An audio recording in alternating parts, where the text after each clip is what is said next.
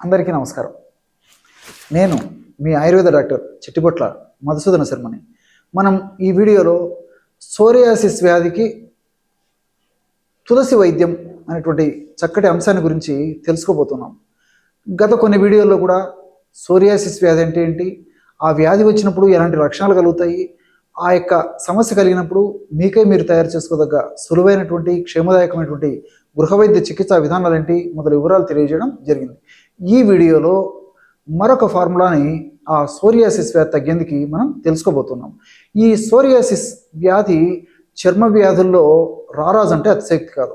చాలామందిని వేధించి పీడించి బాధించి రకరకాలుగా శారీరక మానసిక ఇబ్బందులకు గురి చేసేటువంటి అత్యంత సర్వసాధారణమైనటువంటి చర్మ సమస్య ఈ సోరియాసిస్. ఈ సోరియాసిస్ వ్యాధినే ఆయుర్వేద వైద్య విధానంలో మన మహర్షులు కీటివ కుష్టము, సిద్మ కుష్టము ఇలాంటి వివిధ రకాలైనటువంటి పేర్లతో ప్రస్తావించి చక్కటి చికిత్సా విధానాన్ని గురించి కూడా తెలియజేయడం జరిగింది. అసలు ఈ సోరియాసిస్ వ్యాధి ఎందుకు వస్తుందంటే, చర్మ కణాలు సాధారణ స్థితి కంటే కూడా ఎక్కువగా విపరీతంగా విచ్చలవిడిగా విశృంఖలంగా అత్యధికంగా విభజన చెందడం వల్ల ఈ యొక్క సోరియాసిస్ సమస్య కలుగుతూ ఉంటుంది.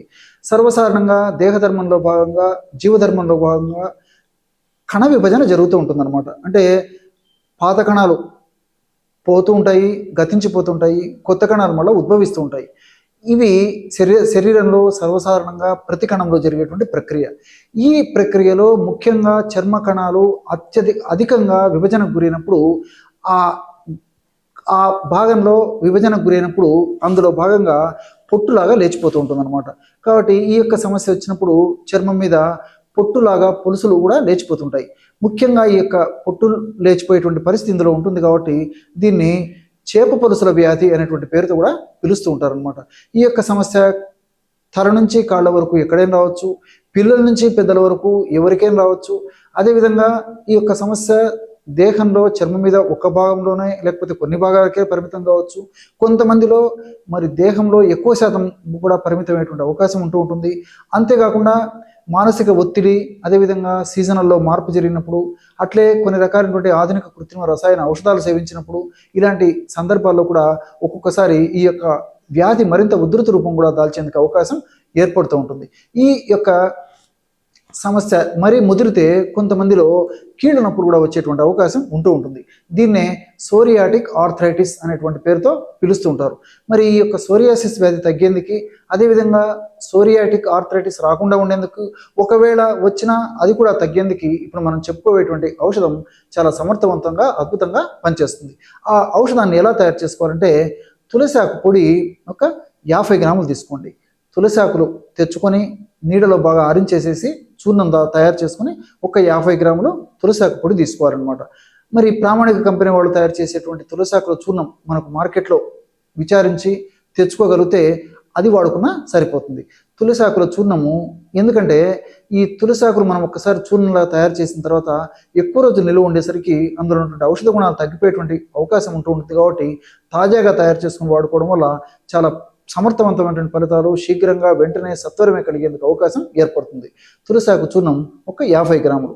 అట్లే నల్ల జీలకర్రను తెచ్చుకొని శుభ్రం చేసేసి కాస్త వేయించేసేసి చూర్ణంలా తయారు చేసుకొని 25 గ్రాములు నల్ల జీలకర్ర చూర్ణం అందులో కలిపేసేయాలి. దానికి తోడు ఒక 5 గ్రాములు మిరియాల పొడి కూడా కలిపేసేయాలి. తులసాకు పొడి 50 గ్రాములు, నల్ల జీలకర్ర చూర్ణం 25 గ్రాములు, మిరియాల పొడి 5 గ్రాములు. ఈ 3 పదార్థాలు బాగా కలిపేసి ఒక గాజు సీసాలో నిల్వ ఉంచుకొని రోజు ఉదయం ఆహారానికి ఒక 10 నిమిషాల ముందు, రాత్రి ఆహారానికి ఒక 10 నిమిషాల ముందు 50 మిల్లీలీటర్ల నీళ్ళల్లో ఈ యొక్క పౌడర్ 2 గ్రాముల వరకు ఈ యొక్క చూర్ణాన్ని కలిపేసి సేవించాలి.